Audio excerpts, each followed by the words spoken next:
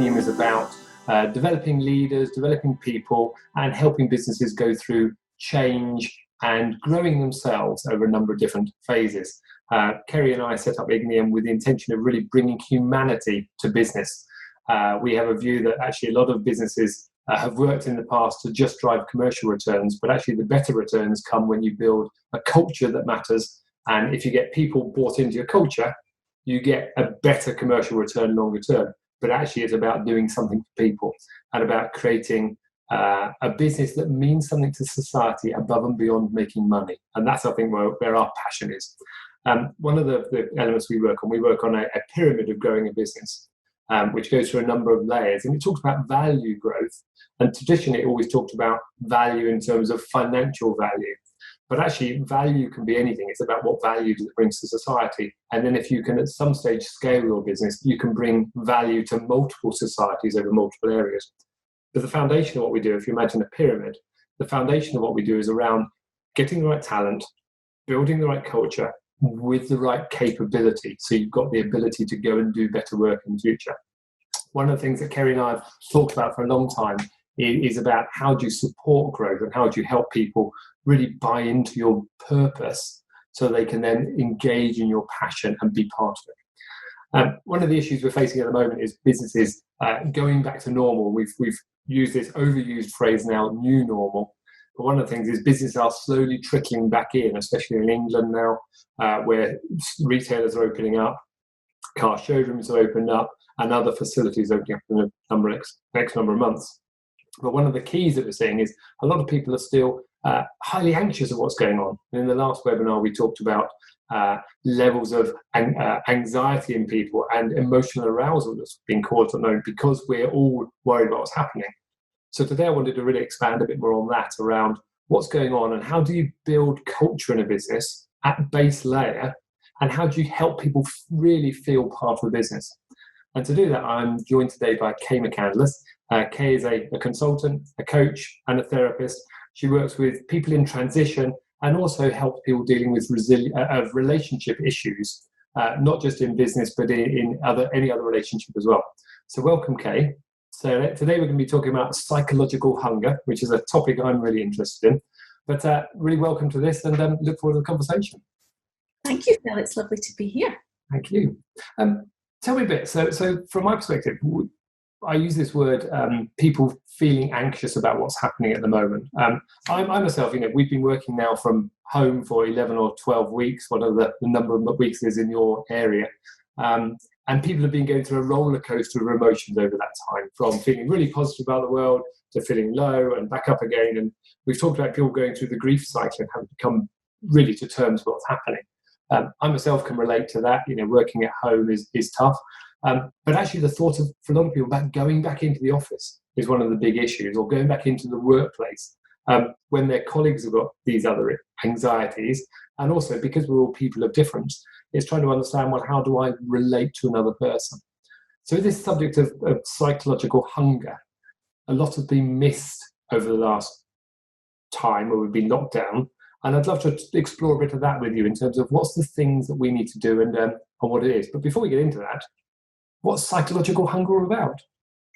Yeah, so psychological hunger is a theory of motivation, which comes from Eric Berne, who's the founder of transactional analysis. And this theory was that he said that we all have these 6 basic psychological hungers. So these are things that, to differing degrees in each of us, we need in our lives, whether that is at home with our families or that is at work. They are things that we need. And those things are about stimulus, structure, recognition, contact, what we call incident hunger, and then finally sexual hunger or passion. Okay. So it's not just about the need, for the adult need for sex, but also about passion. And I guess that's one of the things is there's six there, and Eric Berne, the information I take from Eric Berne is very much around the transactional analysis and looking at people understanding whether they're okay or not okay, and understanding that parent-adult-child type of relationship. So how did Eric Berne come about developing psychological hungers as a theory? What was the background behind that? I think it was just his deep knowledge of what makes people tick, and I think it was not a specific thing that he sat down to do, but rather he noticed, because this was the thing, was he observed what is it in people that is required, what do they need and what do they not need, why is that person okay and that person's not okay. And so he built it around these six hungers, and noticed that we all need those in one way or another. And looking over the last 12 weeks or so, and as we go forwards, those psychological hungers, I think, are becoming prevalent in terms of we're noticing what we're missing. And I put a LinkedIn post out recently, and I talked to the question about one of the psychological hungers was around word contact. And I just asked people, what's the thing you missed most in that word of contact? And people came back with the traditional, the business handshake, and some people came back and said, I've missed a hug.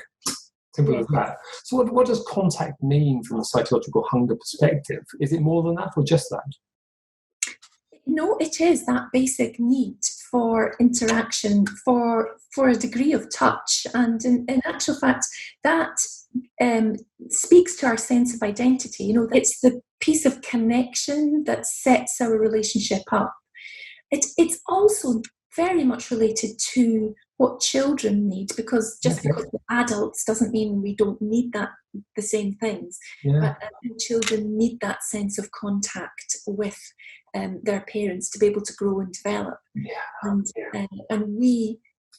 people are different in what they like and don't like, because some people, and even in that post that you put up, Phil, somebody said, I miss a hug, and somebody else said, I'm not the biggest hugger. And that's fine. That's it. That is a great example of how different people can be. But however, at varying degrees, we all need that sense of contact. Okay, and I think it's interesting, isn't it? Because from my perspective, I'm a very tactile person, and in one of the business I worked with for 7 years, we prided ourselves on being a cultural business. We were looking at making commercial returns, but it was the culture that brought us all together. And that business was all about being open and authentic, and looking at that from perspective. One thing I noticed in that business, there were a lot more hugging people, me included, when you met each other. And sometimes in a business context, people don't want to do that because they don't want to show that physical connection with people. But how do you see that working in terms of, obviously, with social distancing, we're still going to have to be spaced, depending on where you are in the world, a number of meters apart. In the US, it's 6 feet apart. What's going to be the thing that's going to go through people's mind when they can't do this over the next period of time? I think we're already noticing that, because people are voicing those concerns and saying, I feel really strange having to stand back and not move forward and touch someone in a way which is what we would call rituals. I mean, they are our social rituals. That's what we expect to do. We expect to shake hands with someone we just met. And we expect to show even a hug or a kiss on someone that we know better. That's what we expect to do, because we've been socially brought up to do that. So it feels strange for people. But there are other people who are saying, I'm actually good with this. I'm okay. I'm never a hugger. I don't like the hugs. I don't want to be hugged. And they're okay with that distance part. I think the most important part is knowing what we like, what we miss, noticing what is missing from our lives now that we are in this period and we're transitioning into something new. And how is that affecting us? Because in actual fact, for some, this is a hunger that's not being fed. Okay, and what's the long-term effect of that in that case? We've had 12 or so weeks of this now. What's the long-term effect on people if they don't get that need met?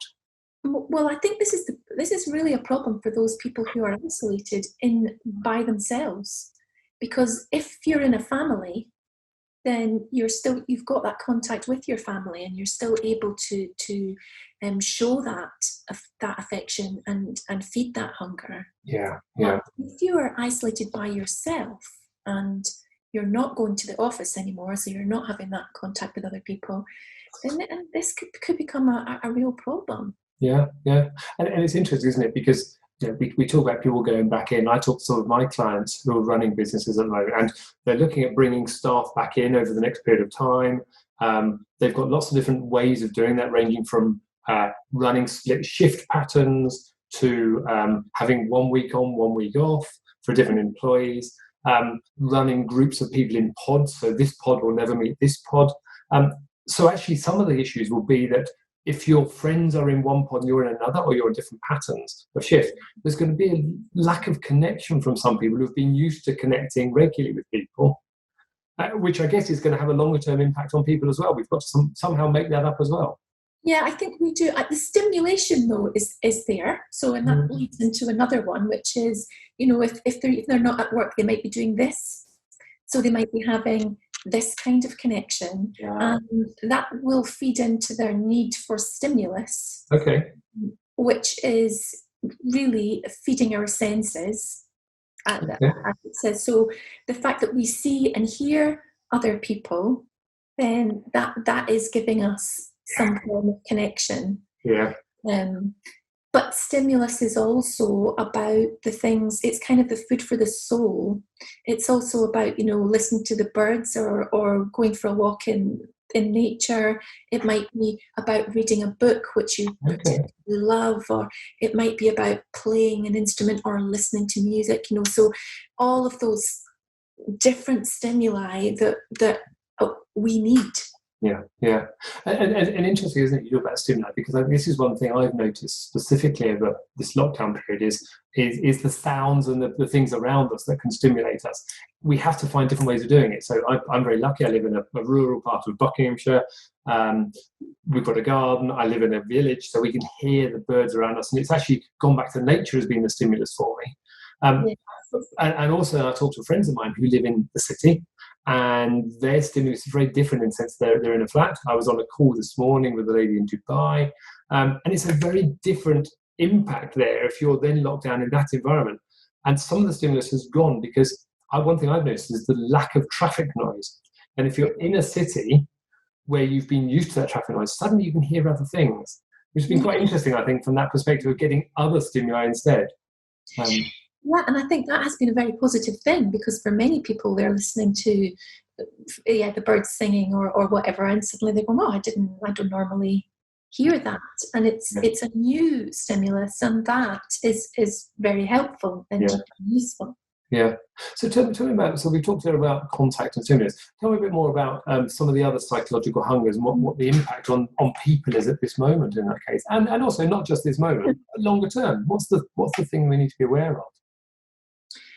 Well, recognition is one of the other very recognised hungers, which is that need for us to know that what we're doing is okay, and that piece of work was well done, that feedback that says yes, and it relates to our sense of self-esteem and our sense of belonging to that group or that that whatever wherever the work is. It gives us a sense of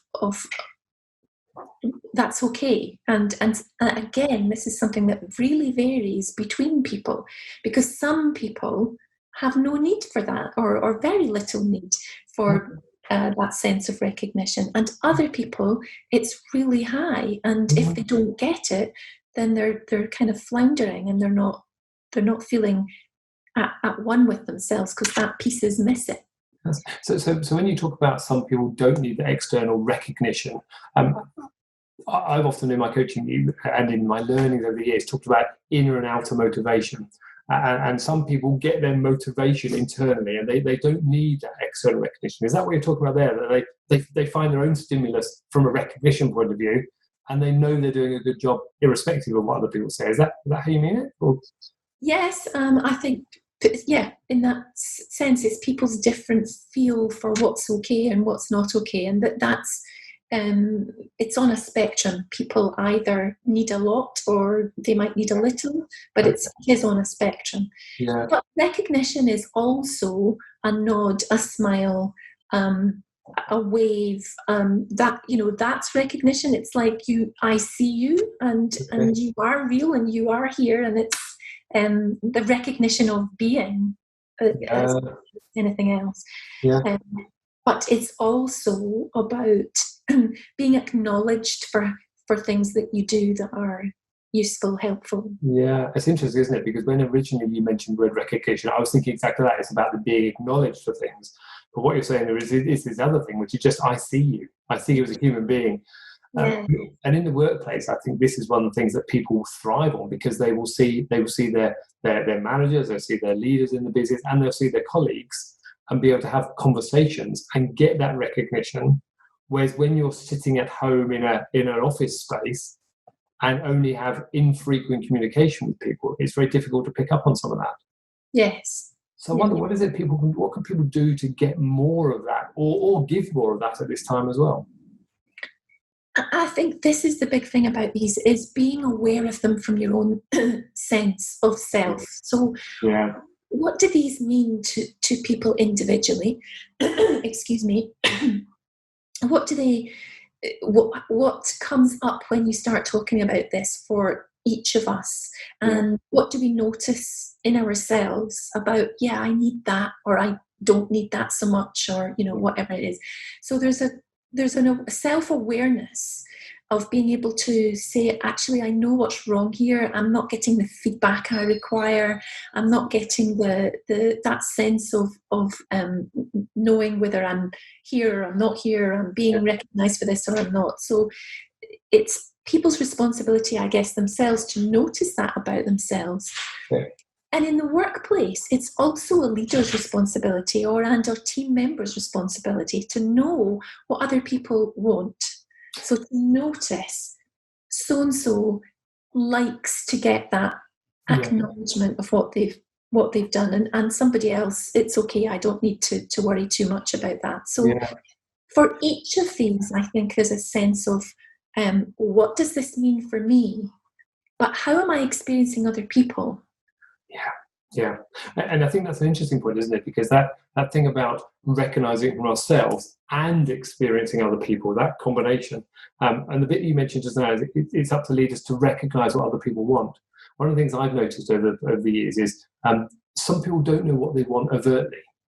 So they're not able to express and say to somebody, no, I need this type of motivation, I need this recognition. How would you expect leaders to, or how would you advise leaders to notice these things in other people? What type of techniques could they use? For these, particularly with these, I think it's about that discussion. I think it's like everybody needs to ask, what do you like? What could you do to support you specifically, because that's what you need, and I need to know that, because it might be very different. You know, the leader could have a very different need than the member of their team. It's interesting. Or the member of your family, or the member of your other groups that you're involved with. And that's the key, isn't it? So, and I was having a conversation with Simon North earlier, talking about the differences in people. And part of this comes to mind there, that everyone has different requirements. And therefore, actually, we just need to ask the person to have a conversation about, well, what is it you want? What do you want from me as your leader? How can I best engage you? And I wonder how that works now. Obviously, going back into the workplace, people are, again, they can be socially distanced, but they still need that recognition. They still need to have those one-to-one type of conversations. And part of being in work, being in the physical environment of work, the workspace, is actually you can see people on a regular basis and get that communication from people, which will make a big difference from working to home and just having a Zoom call or a Skype call or a WhatsApp message, which is a different type of connection, I think, with people. It is a different type of connection, and I suppose it's just the one that we've all become or are getting used to using. And that is a transition in itself. That may not all be able to change that. That might be just the way it is for for some people. Yeah. Okay. So using the medium that you've got is the most important thing. The danger is that people get all caught up in the work that they're doing and they forget to talk to their team or to other people. They kind of get lost in what they're doing, and then that they don't make that happen. And you do need to, whereas it might happen more readily in the workplace, but you need to make it happen. We do, don't we? Because that's actually, again, when you come back to the word psychological hunger, we need that to help us survive and thrive in the future. Yes. Yeah. So we've talked there about connection. We've talked about stimulus. We've talked about recognition. Those are three that have come to mind. Tell me a bit more about the other three in that case. And structure is one that everyone will recognise, and perhaps actually, everybody has a sense of what they like in their day and how they like to structure their day. So what does time mean? How do you use the time? Do you have a particular structure, or do you just let it all flow one way or the other, whatever's happening? But this has forced everybody into creating a new structure, because what they did before was they drove their car, they got on the bus, they got on the train, they commuted, they went to work, they got a coffee, they sat down, they spoke to the people around them. How was your night? What did you do? And that was their structure. Yeah. And then they got into work, and then they'd stop and have a break, and then they'd have their lunch, and assuming that people stop and have a break. Yeah, assuming that.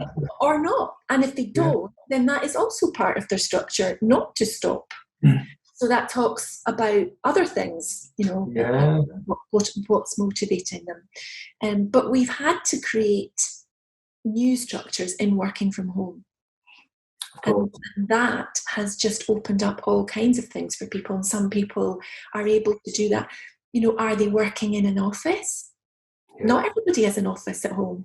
So a lot of people might be working in their living room. They might be in their kitchen. They might even be in their bedroom. Mm-hmm. So people have had to find a space for themselves and then make something meaningful out of that space, so they have their day from that space. Yeah, that's an interesting point, isn't it, about making that space? Because there was a lot of talk right at the beginning of lockdown in whichever country you're in about people working from home, sitting on the bed, sitting on the sofa working. And the biggest issue, I think, is a lot of people, if you're living with a family, you've got other people in the household as well. So actually trying to create that space. And I've not linked that initially when you were talking about it just to the word structure, but actually having a structure to our lives, having an environment that enables us to do our best work is one of the things that we need to really sort out, because otherwise we'll flounder later on if we don't get that right. Absolutely. And of course, some people need more structure than others. Yes. Now that comes back to the word difference again, doesn't it? So actually it's recognizing the difference in people. Yes. And this is quite an interesting one from, a leader and managing a team of people who are now working from home. Yeah. Because they're now in their own environments doing, it looks different. Yeah. It feels different. Behavior is different. So the structure, the environment around us creates all kinds of different things for each of us. Yeah. And actually, it's one of the key things, isn't it, as a leader, just to be able to talk about those things. But actually, as employees or wherever we sit in our team, one of the areas I've dealt with a lot of the time is smaller businesses, so 50 people upwards. And you've still got that connection, but actually, they typically haven't got the infrastructure in place initially, whereas bigger companies also didn't have the infrastructure, but they were able to go and get it in a quicker time. But recognizing that we all need that structure in our lives. And one of the biggest things I saw right at the beginning of this, in fact, I did a video with Kerry about this, talking about actually one of the things, you just need to have that time structure. Make sure you get up at the same time. Make sure you go through the same routines, have breakfast at the same time, start work at the same time. And it's very easy to say that, but I think a lot of people found that difficult to do in the first period of lockdown, where it was, we have no time. We don't have to be at work at 8 o'clock or 9 o'clock. Yeah. You have to create that yourself. Yes, absolutely. And also because people have different personality types, and some people love to be planned and organized, and some people hate being planned and organized, and they'd rather just let everything happen as it happens Yeah, to test their abilities. So again, it's all very different for each of us. yeah, yeah, And each of us work to our best when we're able to work with our own preference. But this has thrown us into creating something we'd never thought of before yeah. or having to. And I do wonder how this is going to impact your work again. So when we go back into the workplace, using that word, and I keep on coming back to it, so some people are already there, some people are going into the workplace. There's going to have to be a lot more structure to our lives to maintain social distancing, to maintain all the hygiene measures that need to be put in place. We notice it now when we go to the supermarket. We're having to queue outside at a 2-meter space. Yeah. Some people get it, some people don't. And I've noticed it, when I've been to the supermarket, I've noticed that some people just don't get it. They don't buy into this need for distancing. And that's just their lack of awareness sometimes of what's going on for other people. But I wonder, from a point of view of the workplace, we're going to have these measures in place. How do we manage that? What do we need to do to make sure people are being or able to get their needs met in the right way? If they're unstructured, but they have to now face structure, what's the things we need to do? What do we need to take account of? I mean, I guess this is just coming back to having conversations about what it is that works for some people and doesn't work for others. Yeah. And what some people find easy to do and other people find really hard to do. And recognizing that it, even though it's really easy for you, maybe, what's going on for that other person that makes it really difficult for them. Yeah. This is one of the things, isn't it? It's actually understanding what goes on for them and stepping into their shoes in a little way to find out what's really happening for them behind the scenes. Yeah, absolutely. Yeah. So carry on. Yeah, I was just considering the other two hungers, around incident, what we call incident hunger, and also passion or sex, as whatever it is. But in this sense, it's more about passion. Yeah, okay. But how do people get that need met for the thing that they really love? And how is that being acknowledged or not? How are they managing to do that or not in this new situation? Yeah, that's an interesting one, isn't it? It's interesting when you use that word passion, because you talked about sex versus passion, or sex and passion effectively. But in a workplace, it's that passion that needs to come out in people. What is it? So in this period of time we're in now, some people can do what they do with passion. I look at it, if I look at my values, one of my values is passion. And I bring passion to what I want to do. I want to be able to go out there passionately to create things, to inspire people to do different things. But everyone has a different take on the word passion. So what does it actually mean as a word in this context? And I wonder if it means different things for different people. Well, I tend to think of it as being energy. Okay. And how energetic someone feels about a particular thing.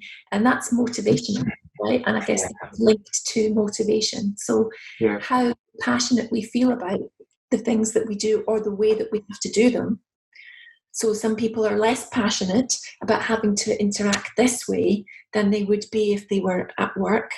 And other people are the complete opposite way around. And this is really doing it for them. And they're not bothered about not being at work.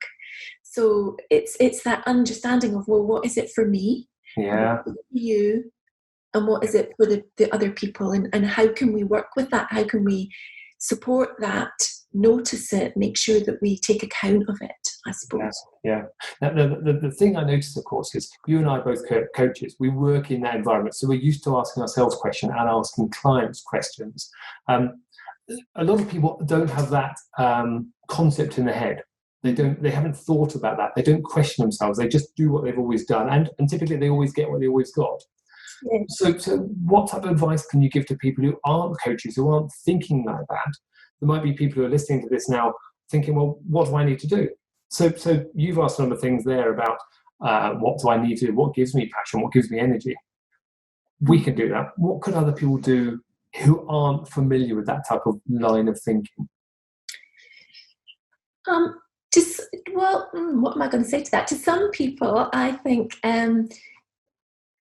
if we're talking about workplace and leaders in a workplace, I think that it's really a responsibility of the person who's leading to get to know and understand the people in the team, and to work with them and to ask them those questions and to exchange that information so everybody understands. Outside of that, though, it's really difficult. How do you get someone? I suppose we're all responsible for our own selves and our own learning. I'd have to say it's just by putting stuff like this out there that maybe will stimulate people to ask these questions that they might not otherwise ask. And it's interesting, because as you were saying that then, I was thinking, we all have, you use the word, we all have responsibility to do it. And I think this is a big thing that I notice in my coaching. Some people, I use the word, are coachable. Others are very resistant to it. And there's definitely some people make a choice, and I use the word choice specifically, choice not to want to be coached. And they know it all. They don't have anyone sitting around them. And I notice over the last, I've been working as a coach now for close to 12 years, and as a consultant in and about those times as well. And I do notice some people, they don't want to ask for help, or they don't know how to ask for help. So they're doing what they do, and they want to do it their way. And I think this is interesting about this word choice, because now we know about these psychological hungers. We can ask ourselves questions about them. But some people are very blinkered in their way of doing things, and they're just forward looking on, okay, this is how I do it, and this is how I've always done it. And they don't consider what they could do differently, which is interesting.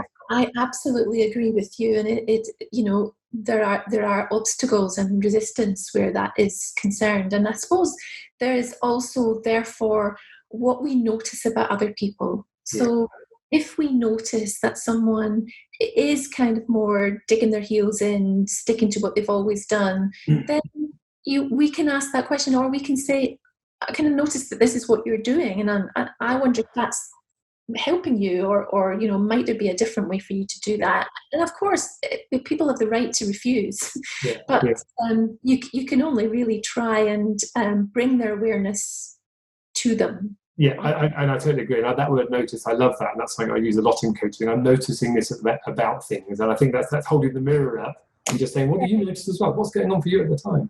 Exactly. Yeah. There's another thought that's gone to my head as well, is that I use the word purpose a lot, and I talk to people about the best businesses I've seen are the ones that are really clear on their purpose. They understand why they're here, and I come back to the bit I used right at the beginning. Some businesses are just about making a commercial return. Others have a real view on, actually, we want to do something above and beyond making money. And I really believe that the best businesses in the world are the ones that are purpose-led, because they create the culture where people want to be in that business. And I notice there's definitely the passion behind those people. You see it in a lot of startup businesses where there's one or two people with the founder, and they're really driving forwards. And I've seen it in other businesses where they're either a department of a larger company or a smaller company itself, but they buy into that purpose, and that purpose drives their passion. And that's, I think, something that business owners need to really get clear on. What's the purpose? What's the reason we're doing what we're doing right now? Because that engages people with their hearts and minds, not just for your money. Yes, it absolutely, Phil, absolutely. And I think the key word there is about clarity. And if purpose is clear, then everybody sees it. And this is helping us all to be clear about what it is that's going on for us and what may be going on for other people. And if we can create that clarity, and I think that's what we do as coaches, apart from anything else, is about creating clarity. And if people can create clarity for themselves and for others, then it's only a positive thing. It just leads. I agree. And the bit I'd close that a bit on is, I have a phrase which says, resistance is created to the lack of clarity. So if you're finding resistance in your organization, it's because you're not being clear. And one of the tenets of communication is your communication is all about the response you get. And it's your responsibility to rework your words to get the message out so people understand. And that will alleviate all the resistance issues in there. Easy to say, difficult to do sometimes, but it's really behind communication. So let's just move on. Okay, so there's one more to cover there, is incident. Now, my view is we've seen a lot of incident over the last 12 weeks. We've been up to here with incident. It's everywhere you go. Every bit of news is about coronavirus, about COVID-19, about deaths. We're full up with it. We've got a lot of it going on. Yeah. But it is in of itself a hunger, which is about knowing, yes, having excitement. There's a sense of a need for excitement. And if it's not our own excitement, then it's somebody else's. So we might be looking at somebody else's drama. Yeah. And that's where reality TV kicks in. And, you know, we watch reality TV and we're like, oh, and that feeds our incident hunger. But so does the news and all social media interventions. That's all something to do with creating or fulfilling a need for incident hunger. We want to know what's going on and how that's affecting people. Yeah. I think this is a really big one, isn't it? Because the typical thing, looking at the hospital dramas on TV over the years, and that fills that incident drama, that need. I have a view on this, and again, it's only my views, as a lot of these things are. It's the thing that sits behind that, our subconscious picks up on what's really going on, and it's those subconscious messages we need to be aware of.